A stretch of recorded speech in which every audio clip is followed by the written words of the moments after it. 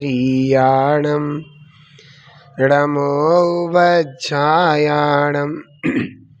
रमोलोये सौसाहूणम्।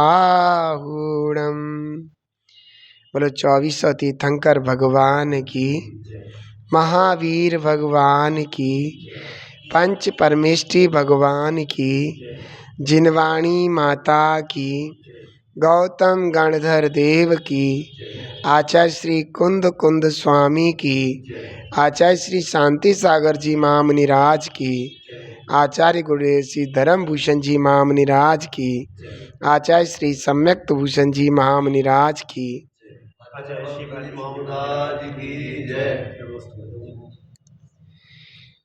भव्य आत्मन ग्रंथाधिराज श्री रत्न करण श्रावकाचार चल रहा है। इस ग्रंथ में सम्यक दर्शन अधिकार है। यह महान ग्रंथ महान संत आचार्य भगवान समंत भद्र स्वामी के द्वारा रचित है। जैसा कि मैंने आपको कई बार बताया, समंत भद्र स्वामी बड़े ही मजबूत जैन धर्म के स्तंभ थे। वो कभी किसी बातों से कंप्रोमाइज नहीं करते थे, ना किसी से डरते थे। जैन धर्म की प्रभावना और प्रचार करने में बहुत मजबूत स्तंभ थे। उनके हृदय में जैन धर्म की महिमा कूट कूट करके भरी हुई थी।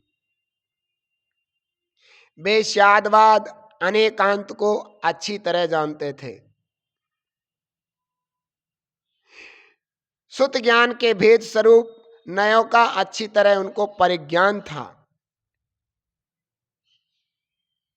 और स्वयं सुत ज्ञान रूप प्रमाण का भी उनको अच्छे से ज्ञान था।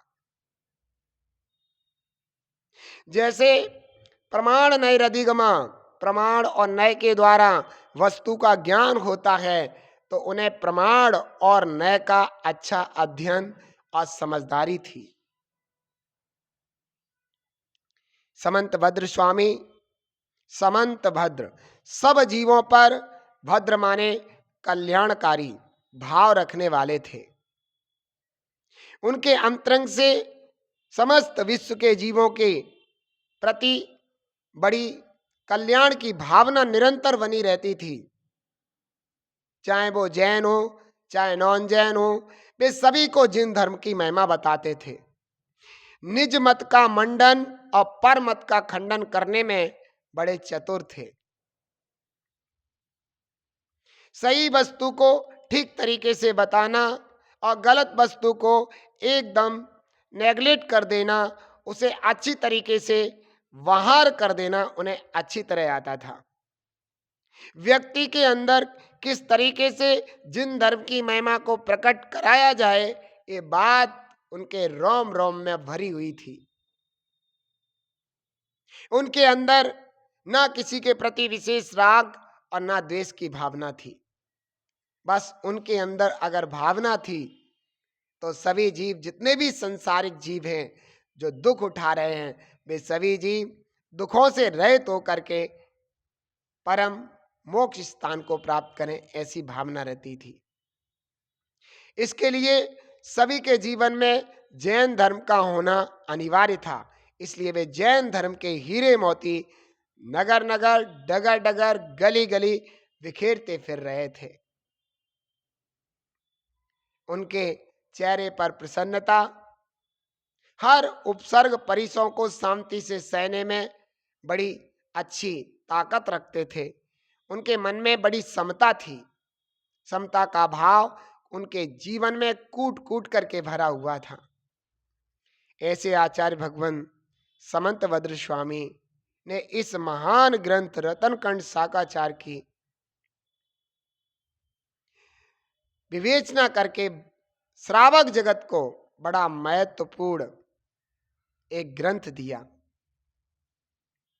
उन्हें बताया कि मात्र जैन कुल में पैदा होने से तुम जैनी नहीं हो, बल्कि जैन धर्म के मूल स्तंभ, मूल आधार वीतरागी देव निर्गंत गुरु और मां जिनवाणी के प्रति आस्थावान होने पर ही तुम जैन कुल में पैदा होने का सार्थक भाव रख सकते हो, अन्यथा तुम जैन कुल में पैदा हुए हो ये सब बेकार हो जाएगा।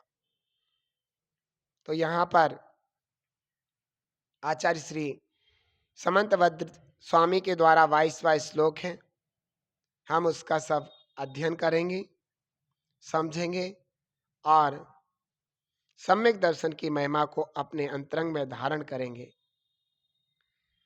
इसमें लोक मूढ़ता का स्वरूप बताया है। ये लोक मूढ़ता क्या होती है मैं आपको समझा दूं।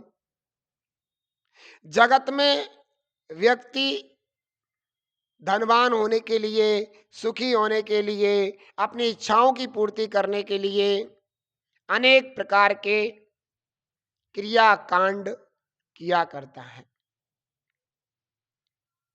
कोई सब्जी रोटी पूड़ी पुआ बना करके चौपले पर रख करके ये सोचता है कि ऐसा करने से हमारे घर में धन आ जाएगा।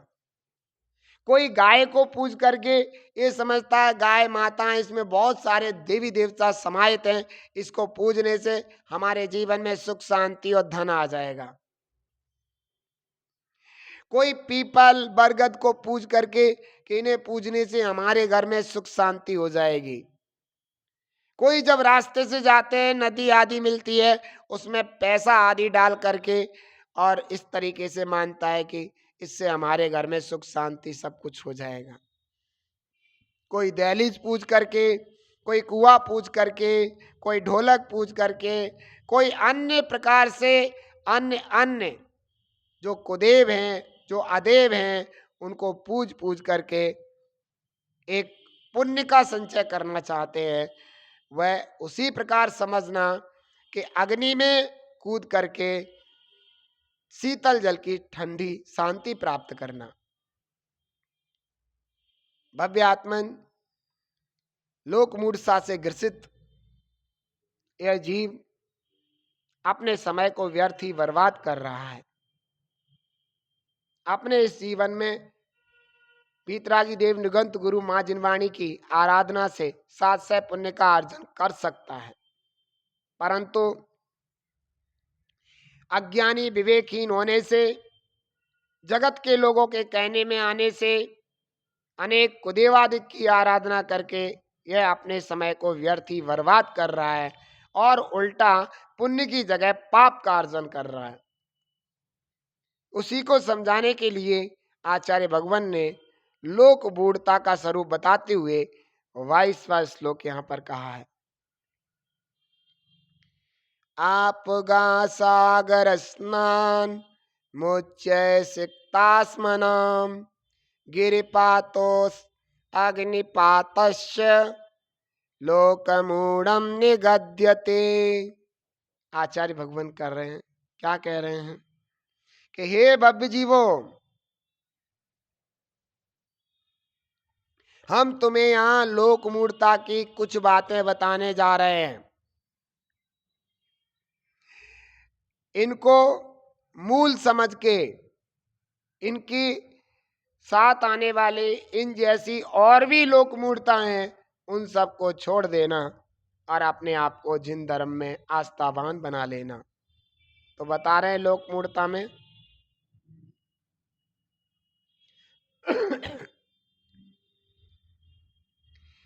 आप गा सागर स्नानम, नदी और समुद्र में स्नान करने से धर्म मानना, सिक्ता अस्मनाम उच्च, बालू और पत्थरों के बड़े बड़े ढेर, ऊंचे ऊंचे ढेर लगाकर धर्म मानना, गिरिपाता चा अग्निपाता, पर्वत से गिरकर और अग्नि में कूदकर धर्म मानना, लोक मूढ़म निगद्यते। इनको आदि लेकर सारी लोक मूढ़ता समझना चाहिए। क्या होता है बहुत से लोग कि भाई मैं नदी में नहाए आऊँगा तो नदी में पाप धो जाएंगे हमारे सारे के सारे। हमने जितने जीवन में पाप किए हैं, नदी में स्नान करने से या समुद्र में नहाने से हमारे पाप नष्ट हो जाएंगे। अरे अरे अरे, आप बताओ, नदी और समुद्र में बड़ी बड़े मगरमच्छ और मछलियां रहती हैं, वे उसके अंदर पड़े पड़े भी पाप करते रहते हैं। उनके आज तक पाप नष्ट नहीं हुए, और तू अपने जीवन में किए हुए पापों को नदी और समुद्र में नष्ट करना चाहता है। तेरी बुद्धि हीन हो गई है, तू विवेकहीन हो गया है। तो ये बात बताने जा रहे हैं, ऐसी मूढ़ता। और बहुत से लोग क्या करते हैं, नदी के किनारे बड़े बड़े रेत के ढेर लगा देते हैं, जिसका ढेर सबसे बड़ा उसके सबसे ज्यादा पाप नष्ट होंगे। ऐसे ही पत्थरों के बड़े बड़े ढेर लगा देते हैं, जिसका ढेर सबसे ऊंचा होगा उसके ज्यादा पाप नष्ट होंगे। ये मूर्ख अज्ञानी जीव इस तरीके से अपने टाइम को खराब करते रहते हैं और उनमें होने वाली हिंसा को अपने जीवन में अपने माथे मढ़ते रहते हैं, अपने जीवन में इकट्ठा करते रहते हैं, पाप का संचय करते रहते हैं। ऐसे ही बहुत से लोग बड़ी बड़ी ऊंची ऊंची पहाड़ियों पर चढ़ करके और उससे गिर करके ये समझते हैं कि मैं ऊंची पहाड़ी से गिरूंगा तो मेरे धर्म होगा, मेरे पाप नष्ट हो जाएंगे, और गिर करके आकुलित होकर के मृत्यु को प्राप्त हो जाते हैं और घोर पाप कर्म को बांध करके नरकाती दुर्गति के कारण बन जाते हैं। ऐसे ही अग्नि में कूद करके, जैसे मान लीजिए पहले समय में क्या करते थे कि कोई स्त्री होती थी, वो पति के साथ सती की भावना भा लेती थी। पति की पहले मृत्यु हो जाती थी तो वो क्या करते थे कि वो भी उसको जो है उस जिस अग्नि में पति को जलाते थे उस अग्नि में उसको भी जला देते थे, या तो वो स्वयं ही कूद के जल जाती थी, आकुलित होकर के मर के दुर्गति का पात्र बन जाती थी।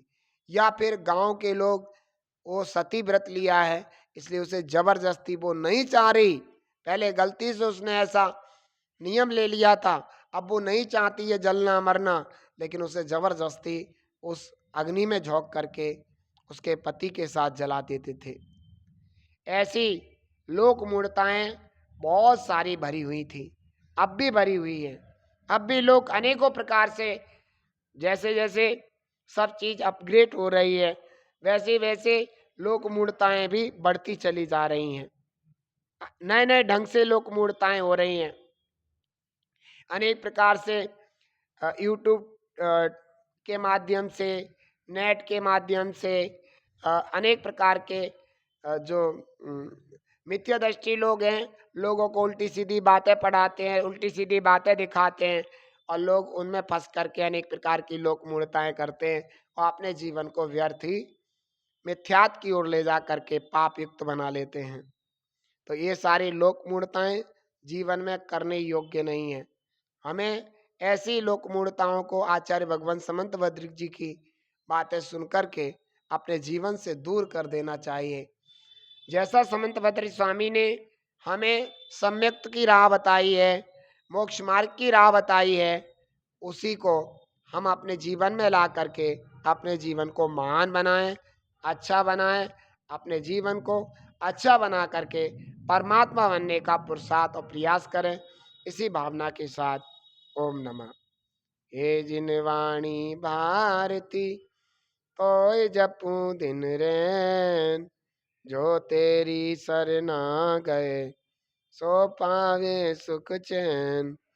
या वाणी के ज्ञान ते सूझे लो कालो, सो वाणी मस्तके नमो सदा देती हूँ दो। बोलो दास सांगवाणी जिनवाणी माता की।